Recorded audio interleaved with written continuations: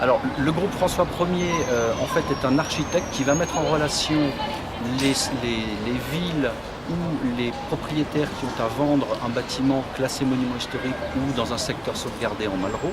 On va donc mettre en relation ces deux entités, le vendeur et l'acquéreur, et ensuite on va donc apporter la notion de travaux avec toute la difficulté que représente la fabrication de ce type de produit, puisqu'on a derrière des obligations évidemment à respecter, notamment avec les architectes des bâtiments de France. Donc nous sommes en fait l'architecte de ce type de produit en réunissant toutes les compétences et les volontés des uns et des autres. Le système d'investissement Malraux qui a changé dernièrement est devenu un produit de défiscalisation et non plus de déduction fiscale. À votre sens, à qui s'adresse-t-il désormais? Alors, ce produit a changé donc depuis le 1er janvier 2009. Effectivement, on parle de réduction fiscale plutôt que de déduction fiscale.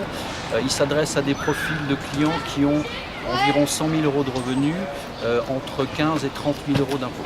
Et on rentre dans ce cas-là vraiment exactement dans ce qu'il faut pour ce type de dispositif. Okay. Très rarement, ces appartements sont revendus par leurs propriétaires à la fin de la période fiscale. Oui, tout à fait, parce que ce type d'appartement, en fait, diversifie le patrimoine immobilier des investisseurs qui ont en général beaucoup de patrimoine dans le neuf, et il y a une petite fibre sensible quant à la catégorie d'appartements qu'ils achètent, puisque ce sont souvent des couvents, des châteaux, des anciennes écoles. Donc il y a une réelle valeur patrimoniale dans le bâtiment lui-même. Donc les gens qui se portent acquéreurs de ce type d'investissement le gardent. C'est comme du bon vin, ça se garde et ça prend de la valeur avec le temps. Alors dites-moi, pourquoi est-ce que vous avez choisi avec le groupe François Ier de travailler aux côtés de l'INUMI dans la commercialisation des supports d'investissement que vous proposez?